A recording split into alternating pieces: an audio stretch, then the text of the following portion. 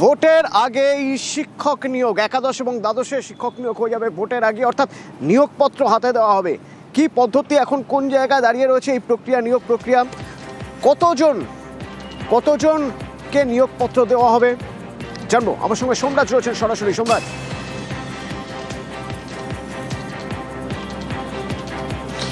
দেখো, 21শে জানুয়ারি school service commission একাদশ দ্বাদশের শিক্ষক নিয়োগের মেধা তালিকা প্রকাশ করেছিল, কিন্তু তারপর থেকে প্রায় এক মাস হতে চললো। বারবারই প্রার্থীদের তরফে দাবি উঠে আসছিল যে কাউন্সিলিং শুরু করার, কিন্তু দেখা যাচ্ছিল যে জাতিভিত্তিক এবং বিষয়ভিত্তিক যে শূন্যপদের তালিকা এসএসসি তা না পাওয়ায় সেই কাউন্সিলিং শুরু করা যাচ্ছিল না।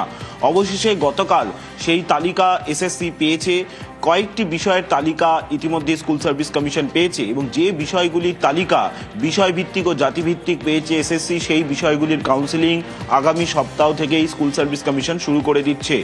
মার্চের প্রথম সপ্তাহের মধ্যেই স্কুল সার্ভিস কমিশন একাদশ দ্বাদশের শিক্ষক নিয়োগের যারা সফল প্রার্থী তাদের নিয়োগপত্র তুলে দিতে চলেছে, তেমনটাই কমিশন সূত্রে আমরা জানতে পারছি। কারণ আগামী সপ্তাহ থেকে কাউন্সিলিং শুরু হওয়ার পরই যখন প্রার্থীরা এসে তাদের নিজেদের পছন্দ মতো স্কুল চয়েস করবেন, তারপরেই তড়িঘড়ি তাদেরকে সুপারিশপত্র অর্থাৎ recommendation letter school service commission দিয়ে দেবে। সেই রেকমেন্ডেশন লেটার দেওয়ার পরেই মধ্যশিক্ষা পর্ষদের তরফে তাদের নিয়োগপত্র দেওয়া হবে। এই যে রেকমেন্ডেশন লেটার দেওয়া এবং নিয়োগপত্র দেওয়া, তার মধ্যে সময়ের ফারাক থাকবে সব থেকে বেশি হলে 5 থেকে 7 দিন। অর্থাৎ মার্চের প্রথম সপ্তাহের মধ্যেই একাদশ দ্বাদশের শিক্ষক নিয়োগের যারা সফল প্রার্থী হয়েছেন, যারা চূড়ান্ত মেধা তালিকায় জায়গা পেয়েছেন, তারা নিয়োগপত্র পেতে শুরু করবেন। কিন্তু তারপরে যে প্রশ্নটা উঠে আসে অবশ্যই, যে তারপর তো ভোটের নির্দেশিকা জারি হয়ে যাবে, সেক্ষেত্রে এই নিয়োগপত্র পাওয়ার প্রক্রিয়া ব্যাহত হবে না তো? স্কুল শিক্ষা দপ্তরের আধিকারিকরা বলছেন যেহেতু এটা একটা অনগোয়িং প্রসেস থাকবে, ফলত সেক্ষেত্রে কোনো সমস্যা থাকবে না নিয়োগপত্র দিতে। কিন্তু যেটা সবথেকে গুরুত্বপূর্ণ, এই একাদশ দ্বাদশের শিক্ষক নিয়োগের যে প্রক্রিয়া, যেখানে যোগ্য চাকরিহারারা রয়েছেন, প্রায় 8,300 জন যোগ্য চাকরিহারারা এই একাদশ দ্বাদশের শিক্ষক নিয়োগের চূড়ান্ত মেধা তালিকায় স্থান পেয়েছেন, তারাও নিয়োগপত্র পাবেন নতুন স্কুলে যোগ দেওয়ার। আগামী সপ্তাহেই এসএসসি কাউন্সিলিংয়ের নোটিফিকেশন করবেন। এই কাউন্সিলিংয়ের নোটিফিকেশন করার পর প্রার্থীরা এসএসসির কেন্দ্রীয় দপ্তরে অর্থাৎ সল্টলেকে যে দপ্তর আছেন সেখানে আসবেন। এসে এক এক করে তারা তাদের নিজেদের পছন্দ মতো স্কুল চয়েস করবেন, যে স্কুলগুলি তাদের দেখানো হবে তার মধ্যে থেকে, এবং সেই চয়েস করার পরেই তাদেরকে অনলাইনে এবং ইমেল মারফত দিয়ে দেওয়া হবে রেকমেন্ডেশন লেটার, এবং রেকমেন্ডেশন লেটার দেওয়ার পরেই মধ্যশিক্ষা পর্ষদের তরফে আনুষ্ঠানিকভাবে নিয়োগপত্র দেওয়া হবে। অর্থাৎ মার্চের প্রথম সপ্তাহের মধ্যেই একাদশ দ্বাদশের শিক্ষক নিয়োগের যারা সফল প্রার্থী তারা স্কুলে স্কুলে যোগ দিতে শুরু করবেন। একদমই বিধানসভা ভোটের আগেই শিক্ষক নিয়োগ, অর্থাৎ স্কুলগুলি নয়া শিক্ষক শিক্ষিকা পেতে চলেছে একাদশ দ্বাদশের স্তরে। ধন্যবাদ সোমরাজ।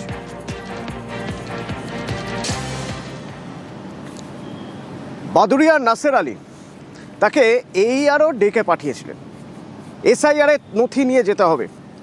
তো নাসের আলী বাড়ি থেকে বেরোলেন, নাসের আলী আর ফিরলেন না।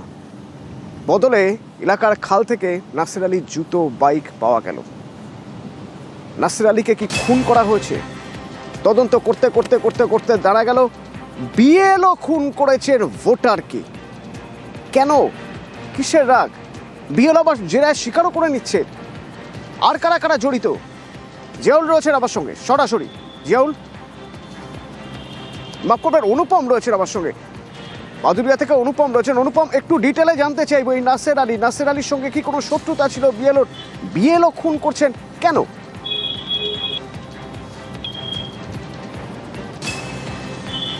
দেখো অতনুদা, প্রথমে বলে রাখি, এই যে নাসের আলীকে গত 9 তারিখে AERও ফোন করেছে তার মার SIR সংক্রান্ত নথি লাগবে বলে, এমার্জেন্সি তাকে কোনো একটা জায়গায় ডেকে পাঠায়, এবং সেই কথা মতন নাসির আলী যেসব আধার কার্ড বা ভোটার কার্ডের যেসব জেরক্স নিয়ে তড়িঘড়ি মোটরসাইকেল নিয়ে বেরিয়ে যায়। ঠিক তার 15 মিনিট পরের থেকে তার নিখোঁজ, তার মোবাইল বন্ধ, তার মোবাইলের সঙ্গে কোনো যোগাযোগ করা যাচ্ছে না, সারা রাত চলে যায়।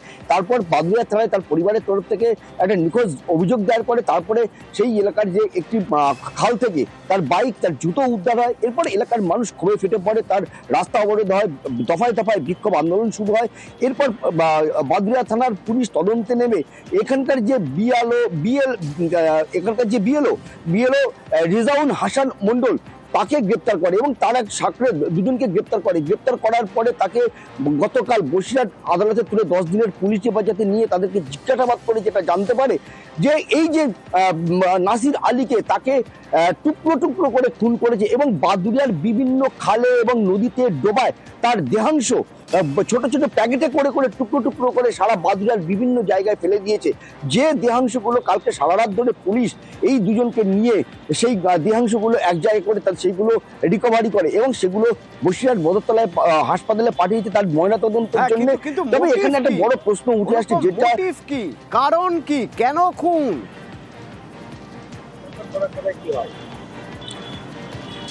দেখো তোমরা, এই যে কারণটা কি সেটা কিন্তু একদিকে যেমন তার পরিবারও বলতে পারছে না এবং পুলিশও তদন্তের স্বার্থে আমাদের কাছে পরিষ্কারভাবে বলছে না। তবে যেটা আমরা সূত্র মারফত এবং এলাকার মানুষের কাছ থেকে আমরা যেটা জানতে পেরেছি যে এই যে রিজাউন হাসান মন্ডল এর 2 বছর আগে এই যে নাসির আলী যাকে খুন করেছে তার বাড়িতে তার ছেলেকে টিউশনি পড়াতে যেত এবং টিউশনি পড়ানোর সময় তার পারিবারিক একটা সম্পর্ক গড়ে উঠেছিল।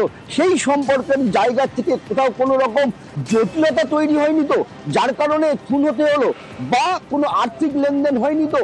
তার কারণ সেটা শোনা যাচ্ছে যে তার বাড়িতে এই নাসির আলীর সঙ্গে তার সঙ্গে কিছু পয়সা কড়ির লেনদেন ছিল, কিন্তু সেটা কত টাকা, সেটা কি আদৌ দিয়েছে কি দেয়নি, নাকি অন্য কোনো কারণ, এই বিভিন্ন বিষয়গুলো কিন্তু খতিয়ে দেখছে।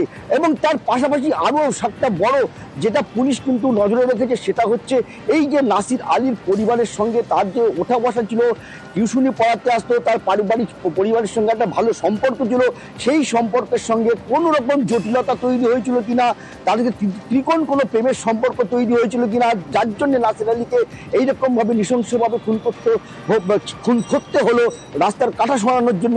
এইরকম বিভিন্ন রকম প্রশ্ন কিন্তু সামনে যেমন উঠে আসছে, আর এই প্রশ্নগুলোকে সামনে রেখেই কিন্তু পুলিশ তদন্ত এগিয়ে নিয়ে চলে যাচ্ছে। তবে আজ সকাল থেকে কিন্তু এলাকা থমথমে এবং এই যে বিএলও তার বাড়ি একদিকে যেমন এবং এলাকা পুরো পুলিশে মোতায়েন, পুলিশে ঘেরা টোপের মধ্যে রয়েছে। তার কারণ এলাকার মানুষ প্রচন্ড ক্ষোভে ফেটে রয়েছে, যখন তখন এখানে একটা বিশৃঙ্খলা সৃষ্টি হতে পারে, সেই জন্য পুলিশ মোতায়েন করা রয়েছে যাতে কোনো রকম বিশৃঙ্খলা তৈরি না হয়। এবং আজকে পুলিশ চেষ্টা করছে যে আজকেই এই যে নাসির আলীর দেহ ময়না তদন্তের পর তার পরিবারের হাতে তুলে দেওয়া যাতে যায়, কিন্তু যেহেতু তার দেহটা কাকার কাছে একটা ফোন আসে যে আমি বাদুড়ি থেকে এলো আর বলছি আপনার প্রয়োজনীয় কাগজপত্র নিয়ে আপনার নামে ভুল আছে, আপনি বাদুড়িতে আসেন। কাকা সন্ধ্যাবেলা যথাযথ কাগজপত্র নিয়ে বেরিয়ে পড়েছেন এবং তারপরের থেকে 8টার থেকে কাকার ফোনে ফোন করছে, তো কাকা ফোনে শুয়ে যান। তারপরের দিন সকালবেলা পার্শ্ববর্তী একটা যমুনা নদীতে কাকার বাইক আর জুতো পাওয়া যায়। আগামী কালকে রাত্রেবেলা কাকার দেহ 3 টুকরো মানে 3 জায়গায় পাওয়া গেছে, কোথাও মাথা পাওয়া গেছে, কোথাও হাত পা পাওয়া গেছে, কোথাও বডি পাওয়া গেছে। আমাদের ধারণা যে মানে ইয়ালোর যে ফোন করেছিল সেই ব্যক্তির উপরে আমাদের সন্দেহটা হচ্ছে যে আমার কাকা একটা খুব ভালো মানুষ, তাকে এইভাবে যে নৃশংসভাবে যে খুন করবে এটা আমাদের চিন্তা ভাবনার বাইরে। আমরা চাই যে অপরাধী যেন কঠোরতম শাস্তি এবং ফাঁসি পর্যন্ত আমরা দাবি করি। বিজেপি প্রধান পঞ্চায়েত অফিস নাকি পার্টি অফিসে পরিণত করেছেন, এগরা থেকে তো সেরকমই অভিযোগ, আর তাতেই ওই বিজেপি প্রধানকে ঘিরে বিক্ষোভ।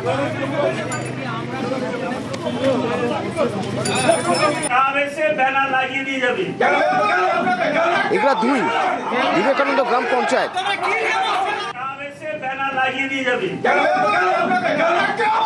বিজেপি প্রধান নাকি সরকারি প্রকল্পের ডিসপ্লে বোর্ড ভেঙে দিয়েছেন, পঞ্চায়েত অফিসকে রাজনৈতিক আখড়া বানিয়েছেন।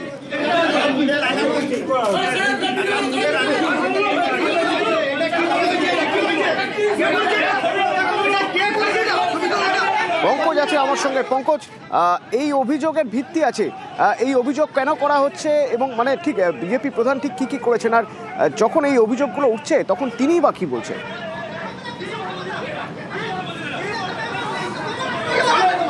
দেখো, মূলত অতনদা যেখানে এগরা 2 নম্বর ব্লকে এই যে বিবেকানন্দ গ্রাম পঞ্চায়েত রয়েছে, বিজেপি পরিচালিত গ্রাম পঞ্চায়েত, অভিযোগ বিস্তর আসছে এই প্রধান অর্থাৎ এই বিজেপি পরিচালিত গ্রাম পঞ্চায়েতের প্রধানের বিরুদ্ধে।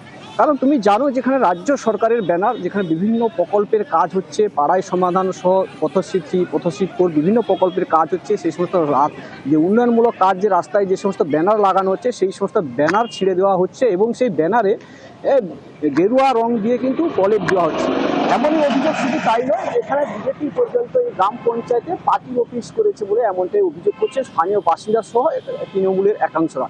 এই নিয়ে কিন্তু সরব হয়েছিল গ্রামবাসী সহ এই তৃণমূল কংগ্রেসের। সেক্ষেত্রে বিজেপি যে পরিচালিত গ্রাম পঞ্চায়েত, সে বিজেপি পরিচালিত গ্রাম পঞ্চায়েত ঘিরে বিক্ষোভ দেখায়, যথেষ্টই কিন্তু উত্তেজনা সৃষ্টি হয়। সেক্ষেত্রে এগরা থানার পুলিশ আসেন, এসে অভিযোগ নিয়ন্ত্রণ করে। পঙ্কজ সঙ্গে থাকো।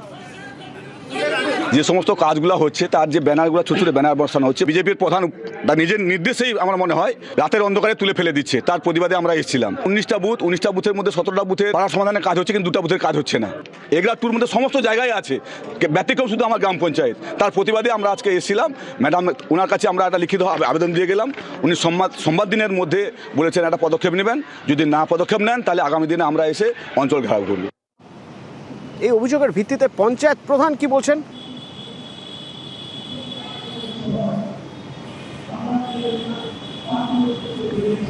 দেখো অতটা পঞ্চায়েত প্রধান, যেখানে পঞ্চায়েত প্রধান কোনো এর উত্তর দেয়নি। তবে যেখানে বিজেপির সম্পাদক রয়েছে কাথি সাংগঠনিক জেলা, তিনি কিন্তু পুরো ভিত্তিহীন বলে প্রমাণ বলেছেন।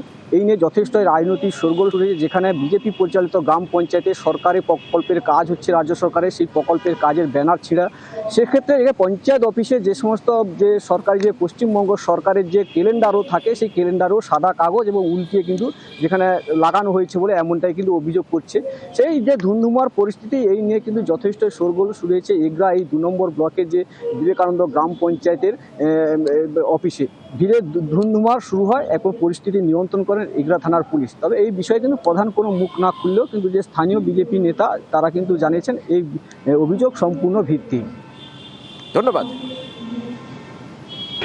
অভিযোগ তো করছে, অবশ্যই পঞ্চায়েতের ভুল আছে, ভুলের জন্যই আর অভিযোগ করছে। পঞ্চায়েতের ভুলের জন্যই তো অভিযোগ করছে। ভুল কিছু আছে বলেই মানে জনগণ এসে করছে। কে যে ছিঁচে তো বুঝতে পারা যাচ্ছে না, তবুও মানে যেটা হয়তো বিজেপি যারা হয়তো বিজেপি মানে এরিয়ায়, সেখানে হয়তো রাস্তাটা হচ্ছে, সেখানে হয়তো তারাই হয়তো ছিঁচছে। সারা পশ্চিমবাংলায় যেখানে বিজেপি পরিচালিত গ্রাম পঞ্চায়েত রয়েছে, সেইখানেই তৃণমূল এই বদনাম শুরু করেছে। আসলে পায়ের তলায় মাটি নেই, যার ফলে তৃণমূল ছটপট করছে। তারা পার্টি অফিস বানিয়েছে, এই তৃণমূল পার্টি অফিস বানিয়েছে। আজকে তৃণমূল আমাদের বদনাম শুরু করেছে। হালতুর রামলাল বাজারে বিজেপির দেওয়াল লিখন তৃণমূল নাকি মুছে দিচ্ছে। এই অভিযোগে থানার সামনে বিজেপির বিক্ষোভ। স্থানীয় তৃণমূল কর্মী যারা রয়েছে তাদের বিরুদ্ধে অভিযোগ। বিশ্বজিৎ রয়েছে আমার সঙ্গে। বিশ্বজিৎ, এই বিক্ষোভ কাল রাতে চলেছে, আজও চলছে, কিন্তু যাদের বিরুদ্ধে অভিযোগ, নির্দিষ্ট অভিযোগ, তাদের বক্তব্য শোনা দরকার। তবে সবার আগে দুটো বিষয় জানতে চাইব। এক, এই যে ঘটনা ঘটেছে সেটার ক্লোজ সার্কিট ক্যামেরার ফুটেজ কি পুলিশ নিয়েছে? পুলিশ কি তদন্ত করছে? বিজেপি যে অভিযোগ জানিয়েছে সেই অভিযোগের ভিত্তিতে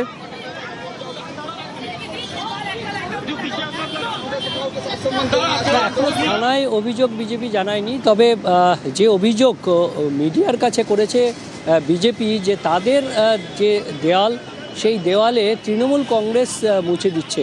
তৃণমূল কংগ্রেস আবার পাল্টা অভিযোগ করছে যে সেই দেওয়াল বরাবর তারা রেখে, এবং ইলা মুখার্জি যিনি এই বাড়িতে থাকেন তার কাছ থেকে অনুমতি নিয়েছেন তারাই। নির্বাচন কমিশনের একটা নিয়ম রয়েছে যে দেওয়াল লিখতে গেলে সেই বাড়ির মালিক বা বাড়ির যাদের দখলে রয়েছে তাদের একটা অনুমতি লাগে। সেই অনুমতির একটা প্রোফর্মাও রয়েছে। সেই প্রোফর্মা অনুযায়ী তৃণমূল কংগ্রেসের দাবি, বাড়ির মালিক কি বলছেন একবার শোনা যাক। আমরা বারণ করা সত্ত্বেও লিখে যাচ্ছে ওই বিজেপি মানে বরাবর তৃণমূল লিখতো, এরা লিখতো না। এবারই দেখছে এসে লিখছে, এবারই এসে দেখছে এরা লিখছে।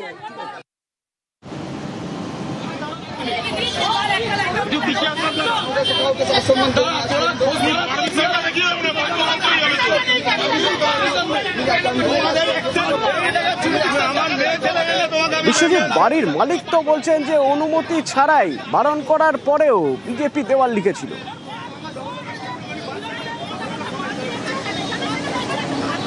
গতকাল রাতে যখন তাদের দেওয়াল লেখা মুছে দেওয়া হয়, আজকে সকালে আবার ফের বিজেপির কর্মীরা সেখানে দেওয়াল লিখতে যায়। তখনই বাড়ির মালিকও তাদেরকে বাধা দেন বলে বাড়ির মালিক আমাদের জানিয়েছেন। কিন্তু বিজেপির কর্মীরা বলছেন যে সেই দেওয়াল তারা লিখেছিলেন, যতক্ষণ তাদের বারণ করা হয়নি ততক্ষণ তারা লিখেছেন। কিন্তু তৃণমূলের দাবি যে বরাবর তাদের ওই দেওয়ালে লেখা হয় এবং বাড়ির মালিকের অনুমতিপত্র রয়েছে, তাই দেওয়াল যখন বিজেপি লিখেছিল আগে তখন মুছে দেওয়া হয়েছে, কারণ সেই দেওয়ালটা তৃণমূল কংগ্রেসের অধীনে। এই নিয়েই বাকবিতণ্ডা বচসা। আজ যখন নতুন করে তারা বিজেপি কর্মীরা জড়ো হন সেই দেওয়ালের সামনে, তখনই তৃণমূলের কর্মীরাও পাল্টা জড়ো হন এবং দুপক্ষের মধ্যে বচসা। এবং তারপর রামলাল বাজারে গড়ফা মেন রোডের ওপর দুপক্ষের রীতিমতো বচসা থেকে হাতাহাতি, কারো খামচে রক্ত বের করে দেওয়া পর্যন্ত হয়েছে, অর্থাৎ আহতও হয়েছেন দুপক্ষের দু একজন। এবং এই ঘটনাকে কেন্দ্র করে বেশ কিছুক্ষণ যানজট সৃষ্টি হয় রামলাল বাজারে গড়ফা মেন রোডের উপর। অতনু, ধন্যবাদ। আজকে সকালে হচ্ছে আমরা জিজ্ঞাসা করতে এসেছি, দাদা আপনারা কালকে যখন ওরা মুছে চলে যায় 10:30 11টার সময়, আমরা জিজ্ঞাসা করতে এসেছিলাম দাদা কেন মুছেছে। ওই ভদ্রলোক ছিলেন, উনি বিরোধিতা, ওনারা মহিলাদের কোনো দোষ নেই, ওনারা কি করবে, ওনারা সাধারণ মানুষ, ওনাদের কিছু বলার নেই, মানুষ প্রেশারে যা করে। কিন্তু ওনাকে আমরা যখন জিজ্ঞাসা করতে গেছি, এবার উনি তখন আমাকে বলছেন তুমি আমাকে মারতে এসে বলে দৌড়ে চলে গিয়ে একটা সিনকেট তৈরি করলো। যে দেয়ালটা তৃণমূল থেকে পারমিশন নেওয়া আছে, সেই দেয়াল ওরা বাড়ির মালিকের পারমিশন না নিয়ে ওরা লিখেছিল। এইবারে ছেলেরা যেহেতু পারমিশন নেওয়া আছে বলে ওরা দেয়ালটা হোয়াইট ওয়াশ করেছে। কালকে রাত্রি 12টার সময় প্রায় 20 থেকে 25টা বাইক, তাদের 2-3জন করে ছেলে, তারা এসে এখানে হুলিয়া গ্যাং করে গেছে। নিউজ ফ্ল্যাশ নিবেদন করছে সাফেদ ডিটারজেন্ট পাউডার। সাফেদ 500 গ্রাম মাত্র 37 টাকায়। আকড় বাক্কড় বম্বে বো। বাড়িতে কোন টিএমটি লাগিয়েছো? মাইথন স্টিল। তোমার উপর ট্রাস্ট করতে পারি। ওকে। স্ট্রং মানে মাইথন স্টিল।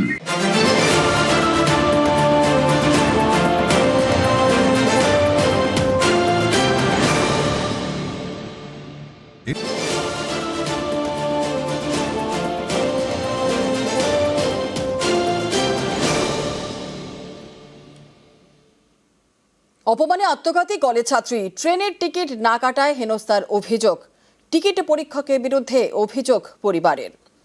অপমানে আত্মঘাতী কলেজ ছাত্রী, ট্রেনের টিকিট না কাটায় হেনস্থার অভিযোগ, টিকিট পরীক্ষকের বিরুদ্ধে অভিযোগ পরিবারের। স্টেশনে আটকে রাখায় পরীক্ষা দিতে পারেননি ছাত্রী, পরে বাড়ি ফিরে আত্মঘাতী দ্বিতীয় বর্ষের ছাত্রী।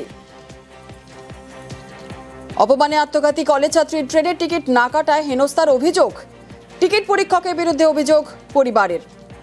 স্টেশনে আটকে রাখায় পরীক্ষা দিতে পারেনি ছাত্রী।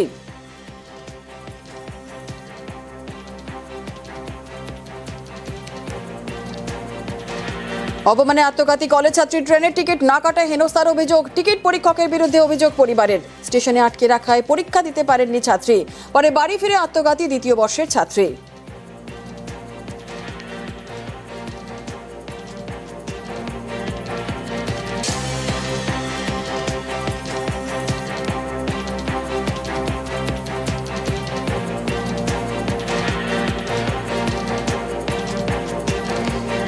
অপমানে আত্মঘাতী কলেজ ছাত্রী, ট্রেনের টিকিট না কাটায় হেনস্থার অভিযোগ, টিকিট পরীক্ষকের বিরুদ্ধে অভিযোগ পরিবারের।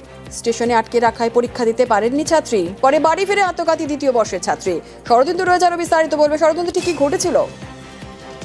দেখো, কাল রসুলপুর থেকে ওই ছাত্রী বর্ধমান আসার জন্য ট্রেনে চাপে এবং তার কাছে ট্রেনের টিকিট ছিল না, এবং সে টিকিট না থাকায় তাকে আটক করে এবং ফাইন দেয় সে, এবং কিছুক্ষণ সেখানে সময় নষ্ট হয়।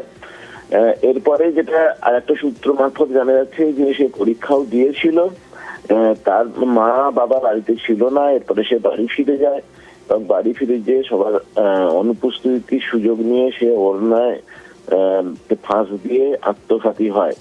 এখন এই টিকিট পরীক্ষকের কাছে লাঞ্ছিত বা অপমানিত হয়ে একটু পরিষ্কার করে জানার চেষ্টা করব, পরীক্ষা কি এই ছাত্রী দিতে পেরেছিল?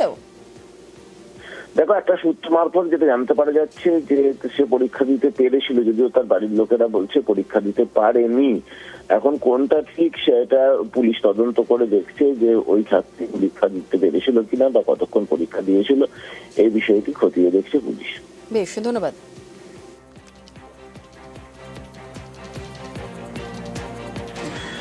বর্ধমান প্ল্যাটফর্মে যখন নামে ওকে টিটিতে ধরার পর ওকে মানে শ্লীলতাহানি থেকে শুরু করে হ্যারাসমেন্ট, মানে একটু ওখান থেকে মেয়েটা ভেঙে পড়ে, বাড়িতে ফিরে আসে পরীক্ষা না দিতে পেরে।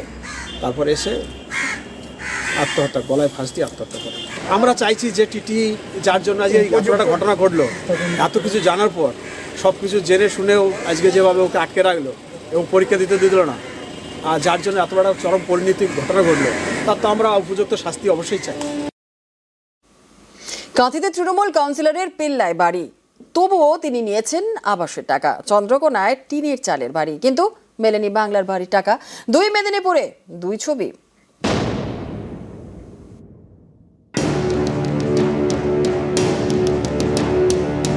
মেদিনীপুরে 2 ছবি।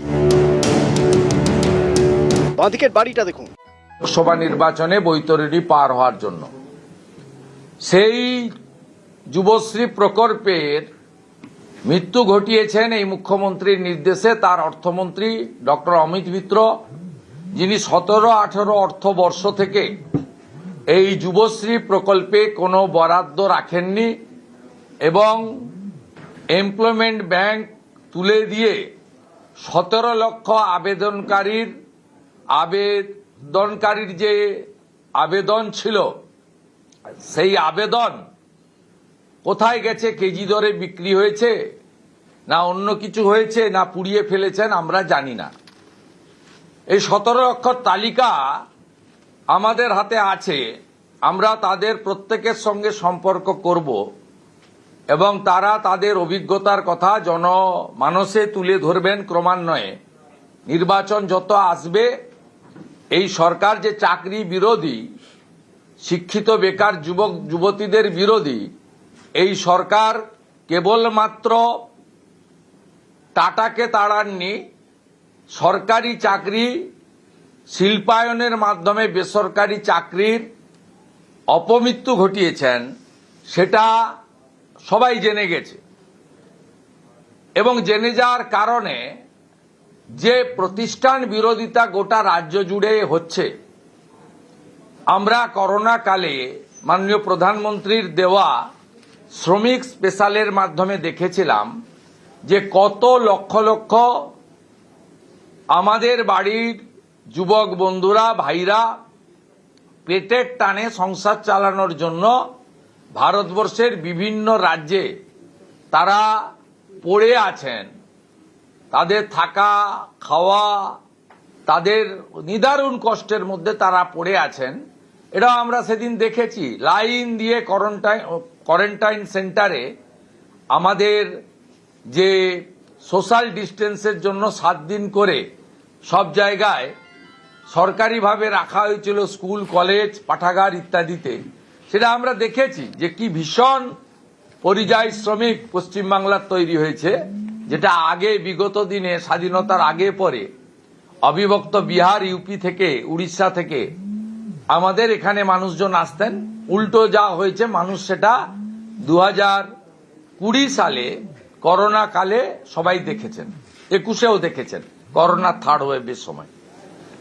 মুখ্যমন্ত্রী সবকিছু বুঝে তিনি এবারের অন্তর্বর্তী বাজেটকে তিনি নির্বাচনীর একটি লিফলেটে পরিণত করেছেন অর্থনৈতিক পরিভাষায়। সেখানে তিনি এই অন্তর্বর্তী বাজেট এপ্রিল, মে, জুন, জুলাইয়ের, কিন্তু ফেব্রুয়ারি মাসে তার ভোট এত বালাই এবং অভয়া থেকে দুর্গাপুর আইকিউ সিটি, কালকেও একটা ফোন কল ভাইরাল হয়েছে যেটা আমি সোশ্যাল মিডিয়ায় পোস্ট করেছি। পূর্ব মেদিনীপুরের কাঁথি 3 ব্লকে একটি গ্রাম পঞ্চায়েতের তৃণমূলের মহিলা প্রধানকে পঞ্চায়েত সমিতির সভাপতি বিকাশ বেজ তার কক্ষে ডেকে তাকে শারীরিক নির্যাতন করেছেন, যেটা গতকাল পূর্ব মেদিনীপুর জেলার এসপি ইনচার্জ, যাকে মুখ্যমন্ত্রী পাঠিয়েছেন, মাননীয় মিঠুন দের চেম্বারে সালিসি সভার মাধ্যমে নিষ্পত্তি হয়েছে। এইভাবে মহিলারা যখন আক্রান্ত হচ্ছেন, প্রত্যেক দিন যখন ধর্ষণের খবর আসছে, শ্লীলতাহানি খবর আসছে, ছোট ছোট বাচ্চা মেয়েদেরকে রেপ বা গ্যাংরেপ করে জিহাদি বাহিনী খুন করছে, অনুব্রত মণ্ডলরা অশ্লীল ভাষায় পুলিশের স্ত্রী এবং মায়েদেরকে ধর্ষণ করার ওপেন ডিক্লারেশন দিচ্ছেন, তখন মুখ্যমন্ত্রী 500 টাকা বাড়িয়েছেন এবং কিছু জনের অ্যাকাউন্টে সেটা বাড়তি টাকা পাঠিয়েছেন। এটার সঙ্গে ভোট অন অ্যাকাউন্টের কোনো সম্পর্ক নেই। এটা সিম্পলি অ্যাডিশনাল বাজেট ডিক্লেয়ার করে ফেব্রুয়ারি মাসে ডিক্লারেশন দিতে পারতেন, কিন্তু অর্থনীতির এবিসিডি মানেন না। যা কিছুদিন আগে নির্মলা সীতারামনজি সংসদের দুটো কক্ষে দাঁড়িয়ে পশ্চিমবঙ্গে কি চলছে, indiscipline of the financial rules and regulation, ক্যাগের রিপোর্ট ভায়োলেশন, এগুলো বলেছেন। এরপরে আগামীকাল থেকে একটি বড় নাটকের জন্য বাংলা অপেক্ষা করে আছে। যেভাবে 17 লক্ষ ফর্মের অপমৃত্যু ঘটিয়েছেন বেকার যুবক যুবতীদের, যুবশ্রী যুব উৎসাহ প্রকল্পের মৃত্যু ঘণ্টা বাজিয়ে দিয়েছেন মাননীয়া, ঠিক আগামীকাল থেকে শিব চতুর্দশীর দিন, উনার তো নত্য সত্য জ্ঞান থাকে না যে হিন্দুদের বড় উৎসব আছে কালকে, উনার খেয়াল নেই যে এই রাজ্যের কয়েক লক্ষ পরীক্ষার্থী তারা 12 তারিখ থেকে 27 তারিখ পর্যন্ত উচ্চ মাধ্যমিক পরীক্ষা দেবেন। কিন্তু কালকে তিনি 294টা বিধানসভায় আইপ্যাকের বুদ্ধিতে তাবেদার প্রশাসনের একটা অংশকে ব্যবহার করে একটা টেবিল আর 2টো করে টুল বা চেয়ার পেতে কাল থেকে এই ফর্ম বিতরণের কাজ শুরু হচ্ছে। এই ফর্ম বিতরণের কাজ কাল থেকে শুরু হচ্ছে। এই ফর্ম বিতরণের কাজ কাল থেকে শুরু হচ্ছে। মুখ্যমন্ত্রী ভালো করে জানেন যে 2013 সালের যুবশ্রীর যেভাবে অপমৃত্যু ঘটিয়েছি, নির্বাচনে আরেকবার যদি জিতে আসতে পারি এটারও অপমৃত্যু ঘটাবো এবং পশ্চিমবঙ্গটাকে গ্রেটার বাংলাদেশে পরিণত করব। এবারের অন্তর্বর্তী বাজেটে চাকরির পাটটাকে ক্লোজ করে দেওয়া হয়েছে, কারণ মুখ্যমন্ত্রী কোনো ঝুঁকি নিতে চাননি। চাকরি দিলেই পার্থ অর্পিতারা চাকরি বিক্রি করবে, চাকরি বিক্রি করলেই হাইকোর্ট সুপ্রিম কোর্ট চেপে ধরবে, হাইকোর্ট সুপ্রিম কোর্ট চেপে ধরলেই সিবিআই ইডি ইত্যাদি ইনকাম ট্যাক্স আসবে, তারা এলেই পার্থকে জেলে যেতে হবে, সঙ্গে মানিককে যেতে হবে, সঙ্গে কল্যাণময়কে জেলে যেতে হবে, সঙ্গে এসপি সিনহাকে জেলে যেতে হবে, জীবন কৃষ্ণকে এখনো জেলে থাকতে হবে। তাই তিনি এবারের অন্তর্বর্তী বাজেটে সম্পূর্ণভাবে চাকরির প্লাটটা ক্লোজ করে দিয়েছেন। যদিও আমরা জানি পশ্চিমবঙ্গে 6 লক্ষ রাজ্য সরকারের পোস্ট তিনি অবলুপ্তি ঘটিয়েছেন।